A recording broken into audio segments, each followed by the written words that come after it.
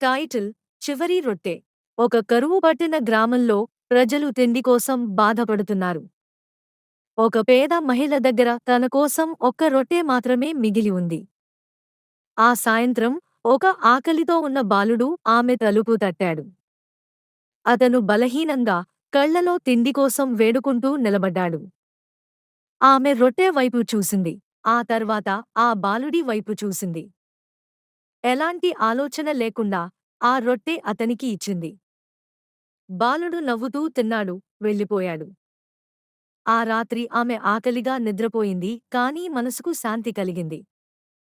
తరువాత ఉదయం పొరుగువాడు తలుపు తట్టి ఒక సంచిలో ఆహారం ఇచ్చాడు. అతను చెప్పాడు, మీ దగ్గర ఏమీ లేకపోయినా ఒక బాలుడికి తిండి ఇచ్చావు. నువ్వు ఈ గ్రామానికి ఆశీర్వాదం.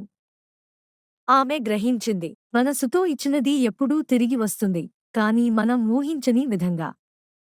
నీతి: దయ ఎప్పటికీ వృధా కాదు. చెట్టు మిస్త్రీ కథ. ఒక ప్రశాంతమైన గ్రామంలో ఒక పెద్ద పాత చెట్టు ఉండేది. ఆ చెట్టు క్రింద ప్రయాణికులు విశ్రాంతి తీసుకునేవారు, పిల్లలు ఆడుకునేవారు, పక్షులు గూళ్లు కట్టేవి. ఒకరోజు ఒక మిస్త్రీ అక్కడికి వచ్చాడు.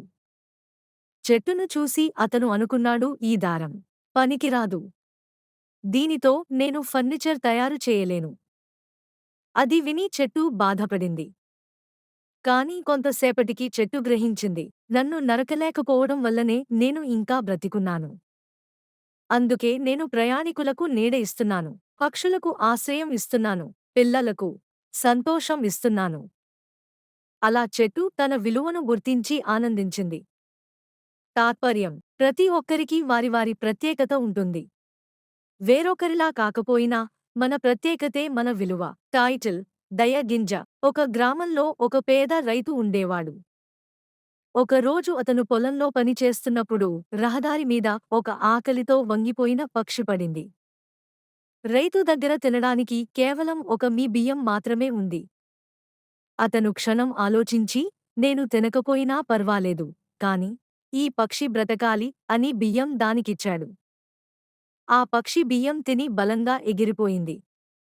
కొన్ని రోజులకు ఆ రైతు పొలంలో విత్తనం వేసినప్పుడు అదే పక్షి ఎగిరి వచ్చి ఆకాశం నుండి కొన్ని గింజలు వదిలింది.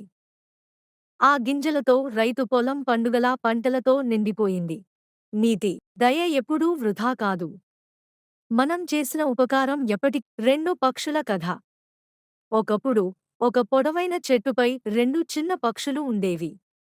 వాటిలో ఒక పక్షి ఎప్పుడూ సంతోషంగా, ఆశతో ఉండేది. మరో పక్షి మాత్రం ఎప్పుడూ ఫిర్యాదు చేస్తూ, భయపడుతూ ఉండేది. ఒకరోజు ఆకాశం మొత్తం నల్ల మేఘాలు కమ్ముకున్నాయి. భారీ గాలి వాన రాబోతుందా? రాబోతుంది. ఆనందంగా ఉన్న పక్షి చెప్పింది, ఏం ఆందోళన చెందకు స్నేహితా. ఈ బలమైన కొమ్మపై కూర్చుందాం. ఈ వర్షం కూడా గడిచిపోతుంది. కాని ఫిర్యాదు చేసే పక్షి చెప్పింది, ఈ కొమ్మ బలహీనంగా ఉంది. గాలి దాన్ని విరుస్తుంది. మనమంతా పడిపోతాం. వాన గర్జన, మెరుపులు, బలమైన గాలులతో మొదలైంది. ఆనందపక్షి కొమ్మను గట్టిగా పట్టుకుని ప్రశాంతంగా కూర్చుంది. ఫిర్యాదు పక్షి మాత్రం భయంతో ఒక్కో కొమ్మ నుంచి ఇంకో కొమ్మకు దూకుతూ ఉండింది. చివరికి అది జారి కింద పడబోతే ఆనందపక్షి వెంటనే దాన్ని పట్టుకుని రక్షించింది. వాన ఆగి, సూర్యుడు మళ్లీ ఉదయించగా ఫిర్యాదు పక్షి అర్థం చేసుకుంది, నీ ధైర్యం నన్ను రక్షించింది. నాకు భయం, ఫిర్యాదు మాత్రమే మిగిలాయి. ఇక ముందు నేను కూడా ప్రశాంతంగా ఉండటానికి ప్రయత్నిస్తాను. నీతి: కష్టకాలంలో ధైర్యం, సహనం మనకు రక్షణ ఇస్తాయి. భయం, ఫిర్యాదు మన బలహీనతను మాత్రమే పెంచుతాయి.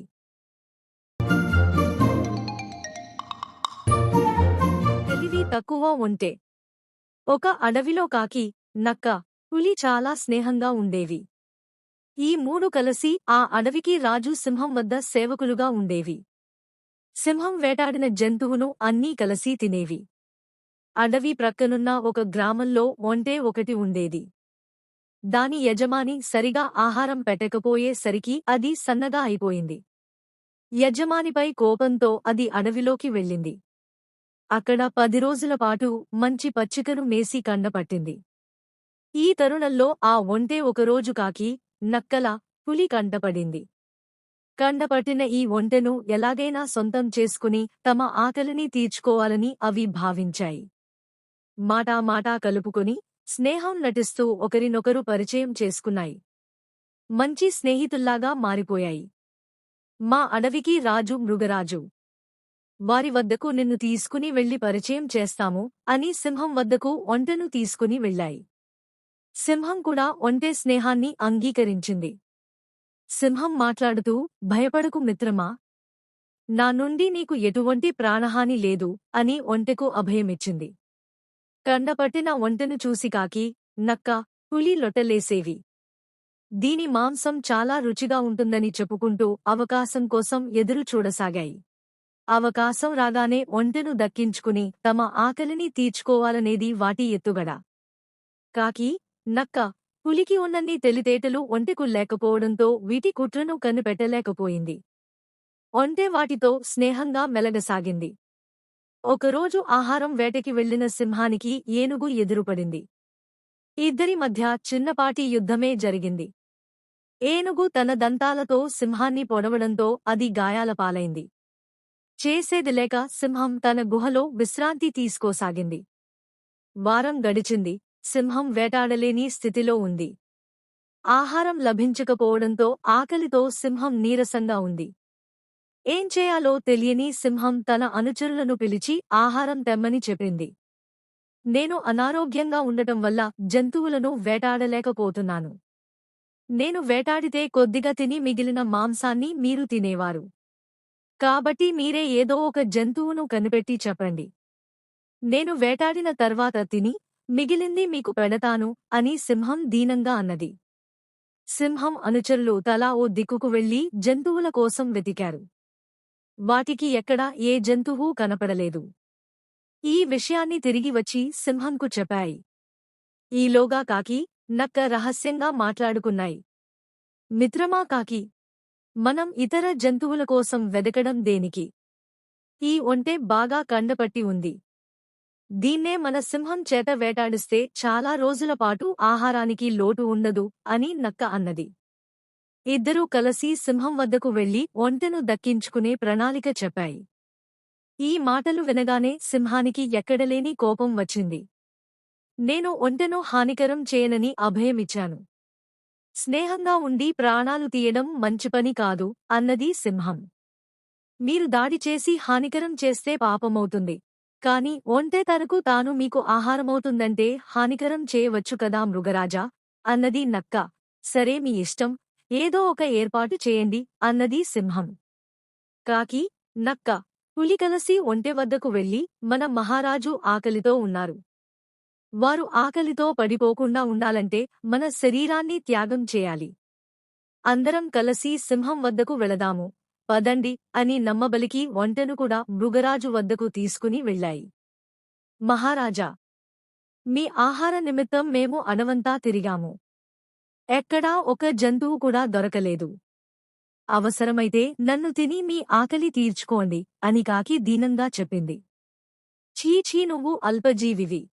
నీ మాంసాన్ని మన ప్రభువు తింటే సకల పాపాలు చుట్టుకుంటాయని శాస్త్రాలు ఘోషిస్తున్నాయి. పైగా నువ్వు మృగరాజు పంటి క్రిందకు కూడా రావు. నేను ఆహారంగా మారి నా స్వామి భక్తిని చాటుకుంటాను అన్నది నక్క. వెంటనే కుట్రలో భాగస్వామి అయిన పులి మాట్లాడుతూ, నువ్వు కూడా ఒక అల్పప్రాణివన్న సంగతి మరువకు. మోసానికి ప్రతిరూపం నువ్వు. పైగా నువ్వు కూడా గోళ్లున్న జంతువువి, కాబట్టి నువ్వు మృగానివే. అందువల్ల నిన్ను మృగరాజు తినకూడదు. మృగరాజు ఆకలి తీర్చడానికి నేను ఆహారంగా మారతాను అన్నది పులి. ఇంతమంది సింహానికి ఆహారంగా మారి త్యాగం చేయడానికి సిద్ధంగా ఉన్నారని తెలివి తక్కువ ఒంటె భావించింది. అందరూ కుట్ర చేసి ఒంటెను సింహానికి ఆహారంగా వేయాలనుకుంటున్న విషయాన్ని అర్థం చేసుకోలేకపోయింది. ఒంటె మాట్లాడుతూ, పులిరాజా, నీకు కూడా గోళ్లు ఉన్నాయి. నువ్వు కూడా మృగానివే. అనేక జంతువులను వేటాడిన నిన్ను మన మృగరాజు తినడం సరికాదు. కాబట్టి మృగరాజా, ఈ ముగ్గురూ మీకు ఆహారంగా పనికిరారు. నేను మీకు ఆహారమవ్వడానికి సిద్ధంగా ఉన్నాను. అందువల్ల నన్ను భుజించి మీ ప్రాణాలను కాపాడుకోండి అని ఒంటె అర్థించింది. ఒంటె అలా చెప్పగానే సింహంతో పాటు పులి, నక్క అన్నీ కలసి ఒంటెపై పడి తమ ఆకలిని తీర్చుకున్నాయి. నీతి: ఇటువంటి సమస్యలు వచ్చినప్పుడు తెలివిగా ఆలోచించి తప్పించుకునే ప్రయత్నం చేయాలి. అమాయకంగా తెలివి తక్కువతనంతో ఆలోచించి మనమేదో త్యాగాలు చేసేద్దామనుకుంటే సమస్యల్లో చిక్కుకుని ప్రాణాలపైకి తెచ్చుకోవలసి వస్తుంది.